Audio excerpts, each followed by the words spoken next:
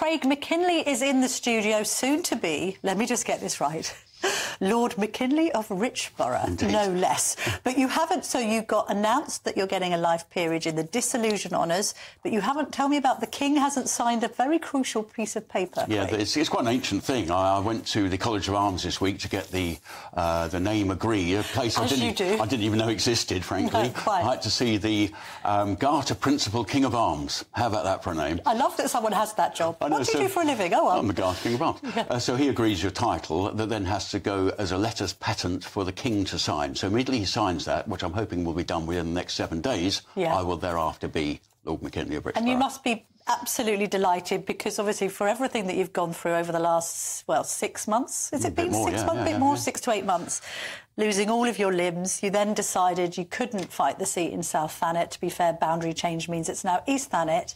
And last time we spoke, you were sort of thinking, I don't really know what I'm going to do, and you want to campaign for sepsis charities and all the rest of it.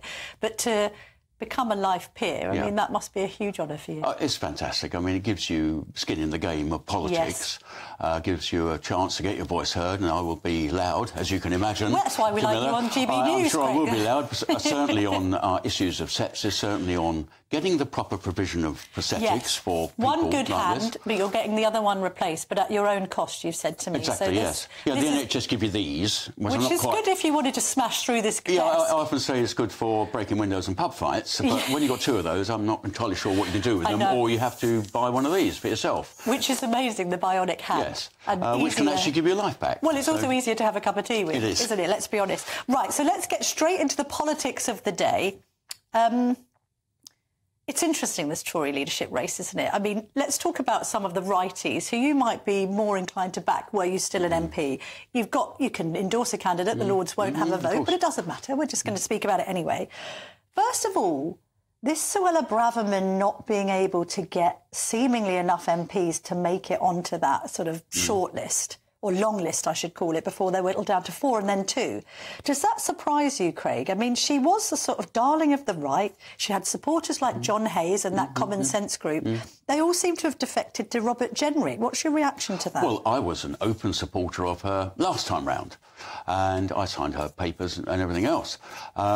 I don't know. We've got till tomorrow evening. I mean, Kemi Badenoch isn't officially on the list yet, but I suppose you have to assume that she's going to get over the 10. But we've kind of been hearing she is declaring tomorrow, whereas we've heard nothing from Braverman. The 10 hurdle shouldn't be that hard. So I don't know where Suella is at the moment. I haven't spoken to her for some weeks, but you would assume she'd get over the 10. But saying that, John Hayes, Danny Kruger particularly, in the Common Sense group, has swapped his allegiance to Robert Jenrick. Yeah. So, yeah, it's going to be...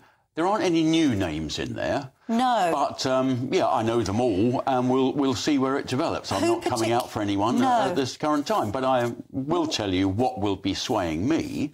And I know I'd hope I would have some sway in my association, say, if I come out with something. People say, oh, well, that Craig thinks, and, we may be persuaded.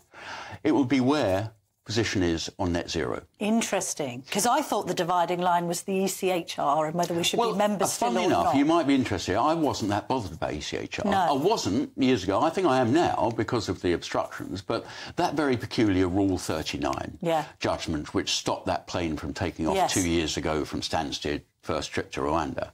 That was Rule 39 that Priti Patel, at the time as Home Secretary, took advice from civil servants and said, yeah, I'll go along with that.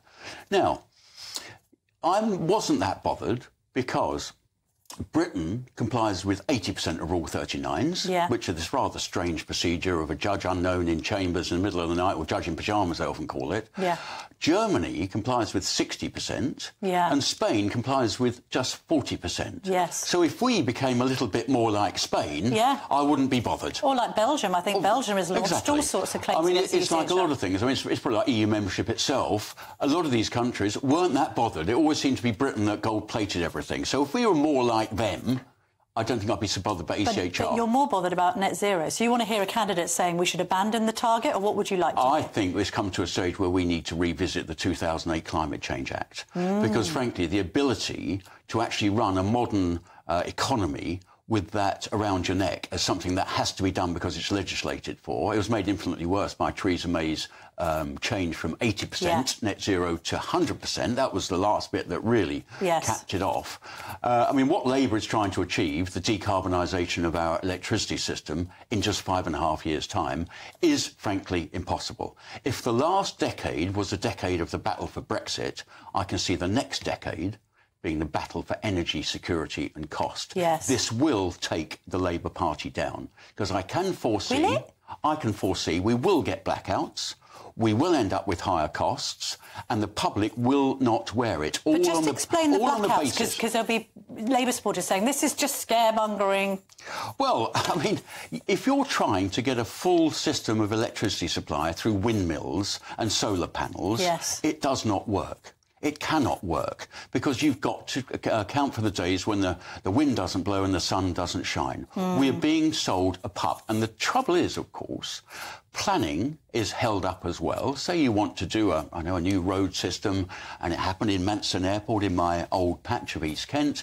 The campaigners against were always raising the Climate Change Act of 2008 says thou shalt not have new roads and new use of that might we had a bit of it on the whole carbon, nutrient neutrality thing. All of this stuff can stop things from happening. And until we address that, we're not going to get the growth that Steve Reed says is going to get us out of the reeds. Steve Reed and Reeds. I want to ask you about Nigel Farage, because you were once a UKIPper, you then became a Tory, so you understand the dynamics of these two parties. I know that Reform is different to UKIP, but it's a party that's positioning itself more on the right of the Conservatives. Where should the Conservatives go from here, Craig? Can they out-Farage Farage? Should they even try? What should be the direction of travel? Well, this has been a long story. I'm rather disappointed that in 2019, when Nigel, under the Brexit Party, set aside his candidates against sitting Conservative MPs. That was a broad and very generous gesture, helped us to get that 80-seat majority, that historic win. As far as I understand, nobody reached out to him to say, thanks very much, come in the camp, be part of the bigger tent. Because we're a big tent. Yeah. So the Tories should have said, come in the tent? I think so, and he wouldn't have been where he is today. I don't blame Reform for standing. They've got a right to exist. They've got a right to try and exploit a vacuum that we've created. We should never have allowed that vacuum to create. So we've got to fill that vacuum.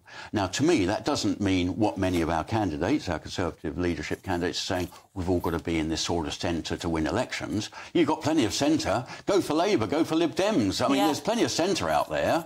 There were more votes on the right at this general election. If you add up the Conservative votes, which collapsed, plus Reform equals more than the Labour vote, which was a very shallow vote, less votes than it got in 2019. But is it about lurching to the right, or just honouring the manifesto, Craig? Just honour your promises. Well, I mean, just do what you said you'd do in 2019, and then people would have voted for you. Exactly right. Exactly right. If you're going to say immigration is coming down, bring it down. If you're going to say taxes are coming down, bring them down.